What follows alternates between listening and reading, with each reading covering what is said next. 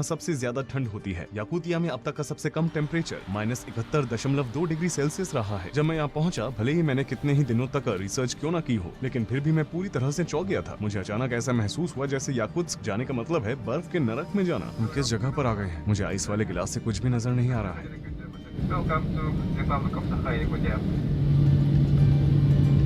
जैसे ही मैंने प्लेन से बाहर की ओर अपना पहला कदम उठाया, मुझे पता था कि मैं तैयार नहीं हूँ। मौसम 47 डिग्री। यहाँ की दुनिया उस दुनिया से बिल्कुल अलग है। हम अभी उठ रहे हैं और अब हम सभी अपने होटल जाएंगे। यहाँ पूरी तरह से एक अलग ही दुनिया है। क्या तुम्हें भी खांसी आ रही है? हाँ, मैं सांस नहीं ले पा रही हूँ। यहाँ लोग कैसे रहते हैं? टैक्सी ड्राइवर हमें बता रहा है कि 15 मिनट से ज्यादा समय तक बाहर रहने से पिन चुभने जैसा दर्द, अंगों में सनसनी, फ्रॉस्ट बाइट और शायद जान भी जा सकती है।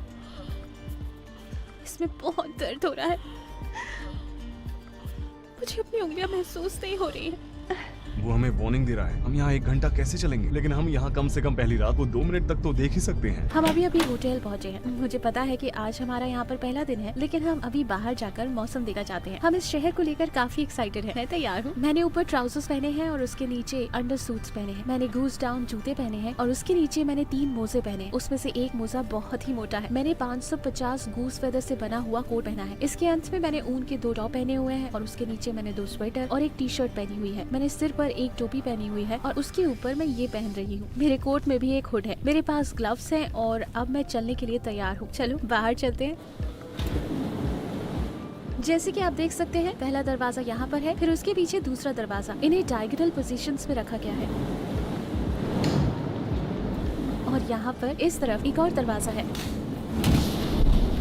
इतने सारे दरवाजे होने की वजह यह है कि वे बाहर की ठंडी हवा को जितना हो सके उतना रोकने की कोशिश कर रहे हैं। जब भी हम हवा में सांस लेते हैं, हमें तुरंत खांसी आने लगती है, क्योंकि हमारे लंग्स को इसकी आदत नहीं। हम यहाँ सांस नहीं ले पा रहे हैं। जैसा कि आप देख सकते हैं कि सभी सीढ़ियों पर कारपेट बिछा हुआ है ताकि लोग सीढ़ियों से नीचे न गिरे। जमीन जमी हुई है और बहुत फिसलन भरी है। सभी बिल्डिंग्स के एंट्रेंस पर इस तरह के कारपेट बिछे हुए हैं। कभी कभी आप फुटपाथों पर भी कारपेट बिछे हुए देख सकते हैं। मुझे अभी से ठंड लग रही है। आपको शायद ये सुनकर दिलचस्प लग सकता है, यहाँ पर 3 लाख से भी ज्यादा लोग रहते हैं। देखो, वे सभी बर्फ से ढके हुए हैं। जैसा कि आप देख सकते हैं, यहाँ सीढ़ियों पर भी कारपेट बिछे हुए हैं। क्या आपको वहाँ पर एयर कंडीशनर्स दिखाई दे रहे हैं? वे पूरी तरह से बर्फ से ढके हुए हैं। वास्तव में तुम भी बर्फ से ढकी हुई हो। तुम्हारे आईलैशेस पर बर्फ है। क्या सच में? मेरे आईलैशेस पर भी? हाँ, और तुम्हारे बाल सफेद होते जा रहे हैं। अगर हम यहाँ 10 मिनट और खड़े रहे तो ये पूरी तरह से बर्फ में ढक जाएंगे। हाँ, तुम्हारे बालों पर बर्फ जमना शुरू हो गई है। क्या अब हम होटल चलें? ठंड काफी बढ़ गई है। वैसे अभी हमें सिर्फ 3 मिनट ही हुए हैं और तुम पहले से ही बर्फ में जमी हुई लग रही हो। तो तब हमारे शरीर के साथ क्या होगा जब हम -50 डिग्री सेल्सियस में 1 घंटे के लिए बाहर निकलेंगे? चलिए दुनिया के सबसे ठंडे शहर को एक्सप्लोर करें। सूरज अभी निकला है। ये लगभग 9 बजे उगता है। कल मैंने जो कपड़े पहने थे उसके अलावा मैंने आज 3 और स्वेटर, एक और अंडरवियर और एक एक्स्ट्रा मोजे पहने हैं। क्या तुमने 5 स्वेटर पहने हैं? हाँ बिल्कुल, 5 स्वेटर। और मेरे चलने के ढंग से और मेरे पफी लोगों को देखकर तुम समझ ही गए होगे कि मैंने एक के ऊपर एक कितने कपड़े पहने हैं। क्या तुम्हें ठंड लग रही है? कल से ज्यादा या कम? मुझे अपने पैरों पर सबसे ज्यादा ठंड महसूस हो रही है। और तुम्हें? मुझे अपने पैरों पर थोड़ी थोड़ी ठंड महसूस हो रही है। हम अभी बाहर आए थे और तुम्हारे बाल जो ढके हुए नहीं थे वो जम भी गए। हमने एक के ऊपर एक कपड़े पहने हुए हैं, लेकिन यहाँ पर लोग आमतौर पर असली फर पहनते हैं। इस तरह वे अपने आप को गर्म रख सकते हैं। अब हम वॉक करेंगे। हम फिशिंग मार्केट की तरफ जाएंगे। हम देखेंगे कि हम कितनी देर तक ठंड को बर्दाश्त कर सकते हैं।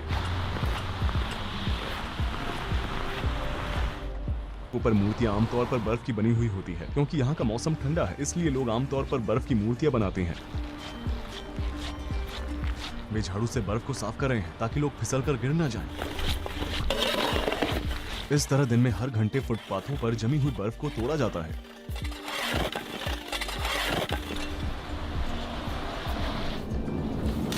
ये सुनने में अजीब लग सकता है, लेकिन भले ही याकुत्स्क रशिया में है, लेकिन फिर भी इसका टाइम जोन ठीक जापान जैसा है। यहाँ देख सकते हैं कि कार पर एक कवर लगा हुआ है। ये कार को गर्म रखा है। देखो, उन्होंने इस छेद से एग्जॉस्ट पाइप को निकाला हुआ है। अगर आप गौर से देखेंगे तो चालू कार में आपको कोई भी दिखाई नहीं देगा। कार में कोई भी नहीं है, लेकिन वो फिर भी चालू है। उसमें से धुआं निकल रहा है। ऐसा इसलिए है क्योंकि अगर कार 20 मिनट से ज्यादा देर रुकी रहती है तो इसका इंजन फ्रीज होने लगता है। फिर मौसम के गर्म होने तक इसका इस्तेमाल नहीं किया जा सकता है। ठंड के मौसम की बात करें तो आप शायद सोच रहे होंगे कि यहाँ लोग कैसे अपने आप को गर्म रखते हैं। पर हर मोहल्ले में नेचुरल गैस बर्निंग सेंटर्स हैं। जैसा कि आप यहाँ देख सकते हैं, बिल्डिंग्स में गर्म पानी पहुँचाया जाता है, इसलिए नेचुरल गैस के बिल उतने ज्यादा नहीं है जितना आप सोच रहे हैं। 4 लोगों के परिवार को बस $25 प्रति माह का भुगतान करना पड़ता है। इन पाइप्स को जमीन के ऊपर बनाने की वजह ये है कि अंडरग्राउंड पूरा बर्फ से जमा हुआ है। हमारे नीचे एक नदी है और वो पूरी तरह से जमी हुई है। इसकी सरफेस पर कई मीटर्स तक बर्फ जमी हुई है। ये स्कूल है, आप खिड़की से आने वाली रोशनी को देख सकते हैं। करंट टेम्परेचर -45 डिग्री सेल्सियस है और स्कूल अभी भी खुले हुए हैं। बच्चे स्कूल जा रहे हैं। यहाँ के स्कूल हमेशा तब तक खुले रहते हैं जब तक कि टेम्परेचर -50 डिग्री सेल्सियस के नीचे नहीं गिर जाता। वहाँ पर एक फिगर बना हुआ है, एक लड़का है जिसकी पीठ पर स्कूल का बैग टंगा हुआ है।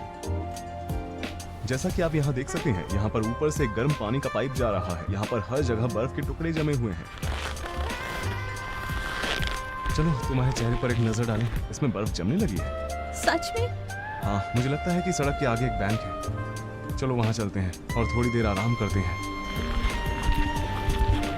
यहाँ के लोग जब एक जगह से दूसरी जगह जाते हैं तो वो आमतौर पर बैंक्स या शॉपिंग मॉल में थोड़ी देर रुकते हैं। वो अपने आप को थोड़ा गर्म करने की कोशिश करते हैं और फिर अपने रास्ते चल पड़ते हैं। अब कैसा है? मेरे पैर बुरी तरह से दर्द हो रहे हैं। मुझे ऐसा लग रहा है कि जैसे कोई लगातार मेरे पैरों में सुई चुभ हो रहा है। ठीक है, फ्रेश बाइट की तरफ। मुझे ऐसा भी महसूस नहीं हो रहा है कि मैं धीरे धीरे गर्म हो रही हूँ। तुम्हारा क्या हाल है? मुझे भी कुछ महसूस नहीं हो रहा है।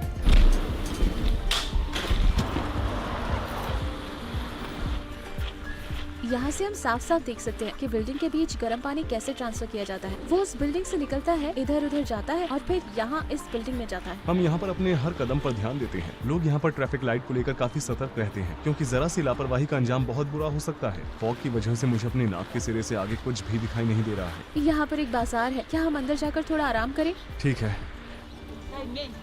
मैं अपने ग्लव्स नहीं पहन सकती क्योंकि मैं अपने हाथों को महसूस नहीं कर पा रही हूँ। खैर, ये बहुत भारी है। Очень многие фотографируются так. पूरी तरह से जमे हुए खरगोश। मुझे अपने हाथ बिल्कुल भी महसूस नहीं हो रहे हैं। देखो क्या हुआ। О, пошли, Гречка. Женщина тут. मेरे हाथ लाल हो गए हैं और सभी उंगलियां ऊपर से सफेद हो गई हैं। मैं यहाँ पर 1 मिनट अपने आप को गर्म रखने की कोशिश कर रही हूँ। मैंने बस 1 मिनट के लिए अपने ग्लव्स उतारे थे। अब मेरे हाथ बहुत बुरी तरह से सुन्न हो गए हैं। Чтобы заработало, надо вот так массаж делать, чтобы это кровообращение началось. Знаете? Вот это уже массаж. वो बहुत अच्छी है। मुझे नहीं पता कि मुझे क्या कहना चाहिए। वो सिर्फ रशियन ही बोलती है। कितना हुआ? Эй, нет, не थैंक यू सच में शुक्रिया। वो बहुत अच्छी है। Thank you. अब मुझे भी ठंड लगना शुरू हो गई है। मुझे बहुत ठंड लग रही है। बैंक देखते ही अब हम अंदर चले जाएंगे। 1 मिनट रुको, इधर आओ। शायद तुम्हारी नाक लाल होती जा रही है। शायद तुम्हें फ्रॉस्ट बाइट हो रहा है। मुझे लगता है कि हमें कोई ना कोई जगह ढूंढनी होगी। वैसे आप यहाँ पर बर्फ को देखकर समझ सकते हैं कि यहाँ की हवा कितनी ड्राई है। ये बिल्कुल धूल की तरह है। ये उस बर्फ जैसी बिल्कुल भी नहीं है जिसे हम जानते हैं।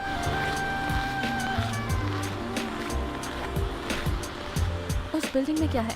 क्या हम अंदर जा सकते हैं? मुझे बहुत दर्द हो रहा है। ये बंद है। ध्यान से, जगह बंद होने की वजह से यहाँ पर कोई कारपेट नहीं है। चलो सामने चलते हैं। लोग अंदर और बाहर आ जा रहे हैं। यहाँ पर एक हीटर है और अब मैं कुछ देर तक यही रहूंगी। मुझे बहुत दर्द हो रहा है। मैंने आज तक ऐसी ठंड कभी महसूस नहीं की। ऐसा लग रहा है जैसे कोई चीज मेरे पैरों और हाथों में चुभ रही हो। ऐसा लग रहा है कि जैसे मुझे हर समय कोई काट खा रहा है और मुझे नहीं लगता कि ये जल्द ही ठीक होने वाला है। हम 20 मिनट की दूरी तय करने के लिए पिछले 40 मिनट से चल रहे हैं और हम अब तक वहाँ पर नहीं पहुँचे। इसके अलावा हम एक वीडियो भी शूट कर रहे हैं। ठंड की वजह से हमारी स्पीड और भी कम होती जा रही है, इसलिए हम बहुत थक चुके हैं। जैसे कि आप देख सकते हैं, यहाँ पर 3 दरवाजे हैं।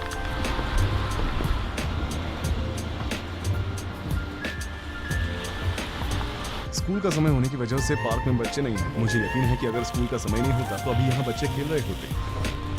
मैं -47 डिग्री सेल्सियस पर प्लेग्राउंड पार्क में झूले पर बैठी हुई हूँ। 1 मिनट रुको। मुझे अपनी उंगलियां महसूस नहीं हो रही हैं। मैं अपने फोन पर टैप भी नहीं कर पा रही हूँ। यहाँ आप अंटार्कटिका में मौसम देख सकते हैं। ये -28 डिग्री सेल्सियस है। मुझे अपनी उंगलियां बिल्कुल भी महसूस नहीं हो रही। इसमें बहुत दर्द हो रहा है। अपने आप को गर्म रखने के लिए हमें अब कोई ना कोई जगह ढूंढनी होगी। बेहतर होगा कि हम कॉफी या फिर कुछ और पिएं। मुझे बहुत दर्द हो रहा है। बता नहीं सकती कि मुझे इस वक्त कितना दर्द हो रहा है। हमें तुरंत कहीं ना कहीं अंदर जाना होगा। चलो कोई कैफे ढूंढते हैं। आओ फोन पर एक कैफे ढूंढे। क्या वो एक कॉफी शॉप है? तुमने इसे कहाँ देखा था? क्या ये यहाँ से बहुत दूर है? मुझे अच्छा महसूस नहीं हो रहा है। क्या ऐसी कोई जगह नहीं है जहाँ पर हम जा सकते हैं? मुझे बहुत दर्द हो रहा है। मेरे पैर पूरी तरह से सुन्न हो चुके हैं। तुम्हारी उंगली को क्या हुआ? मैं बिल्कुल भी महसूस नहीं कर पा रही हूँ। मुझे बहुत दर्द हो रहा है। क्या सच में? हाँ, मैं अपनी उंगलियों में कुछ भी महसूस नहीं कर पा रही हूँ। इसमें बहुत दर्द हो रहा है। हम बस थोड़ी देर के लिए बाहर रुके और मेरे हाथ सफेद होना शुरू हो गए थे और ऐसा मेरे राइट हैंड में हुआ, इसलिए मुझे कुछ ज्यादा ही दर्द हो रहा है। मुझे बहुत दर्द हो रहा है।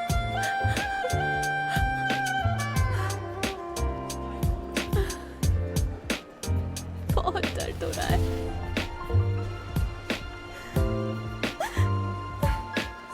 मुझे अपना हाथ दिखाओ। अभी इसका कलर थोड़ा सही है, लेकिन मेरी उंगलियां अभी भी सुन्न है। तुम्हें अब कैसा महसूस हो रहा है? बहुत दर्द हो रहा है। मेरे हाथ बहुत दर्द कर रहे हैं। मैं अपने हाथों को महसूस नहीं कर पा रही हूँ। मुझे वाकई बहुत दर्द हो रहा है। जब मैं बार में आपको अपने फोन पर मौसम दिखाने की कोशिश कर रही थी तो मुझे लगा कि मैं अपनी उंगलियां फोन पर टच ही नहीं कर पा रही हूँ। मैं उसे टच कर रही थी, लेकिन फोन मेरी उंगलियों को पता नहीं लगा पा रहा था। मारिया, जिससे हम यहाँ मिले थे, उसने हमें बताया कि उसे फ्रॉस्ट बाइट हुआ था और उसके रेनॉल्ड डिजीज के लक्षण थे। उसके हिसाब से अगर वो 10 मिनट और बाहर रहती तो वो शायद हमेशा के लिए अपनी उंगलियों को खो सकती थी। जाहिर है बाहर जाने पर उसकी उंगलियों में दर्द महसूस होगा, भले ही बाहर ठंडी ना हो, जैसे 0 डिग्री सेल्सियस। दूसरे शब्दों में कहा जाए तो याकुत्स्क ने हमें ऐसा नुकसान पहुँचाया जो जीवन भर हमारे साथ रहेगा। एक जगह से दूसरी जगह पैदल जाना मुमकिन नहीं है। अगर आप चलकर ही जाना चाहते हैं तो आपको 20 मिनट की दूरी तय करने में 1 घंटे का समय लग सकता है। ऐसा इसलिए है क्योंकि आपको किराने की दुकान जैसी जगहों पर हर 5 मिनट में रुककर अपने आप को गर्म करना होगा। आम सोच के विपरीत इस ठंड के मौसम में बाहर रहना आग में बाहर रहने के बराबर है। यहाँ पर थोड़ी देर घूमने में और आग पर चलने में कोई फर्क नहीं है। सबसे पहले उसकी उंगलियां सुन्न हो गई, फिर उसे बहुत जलन और सूजन होने लगी, जैसे उसने पहले कभी महसूस नहीं किया था। 1 हफ्ते के बाद उसकी उंगलियों की त्वचा निकलने लगी। हम दुनिया के सबसे ठंडे शहर याकुत्स्क की सड़कों पर 1 घंटे तक चले और इसके बारे में थोड़ा समझाया, लेकिन ये सिर्फ शुरुआत है। ये जगह कैसी है, यहाँ का मौसम कैसा है, यहाँ लोग क्यों रहते हैं, ये लोग कौन है, इन सभी सवालों के जवाब आपको मेरे अगले वीडियो में मिलेंगे। इस वीडियो में मैंने आइस एज एनिमल्स मैमथ के अवशेषों को फिल्माया है। इसके अलावा मैं एक ऐसे गाँव में भी गया था जो पूरी तरह से बर्फ से ढका हुआ था और मैंने वहाँ पर देखा कि लोग कैसे अपना जीवन जीते हैं। मैं अब आपसे मिलूंगा अपनी अगली डॉक्यूमेंट्री में। चैनल यहाँ पर था।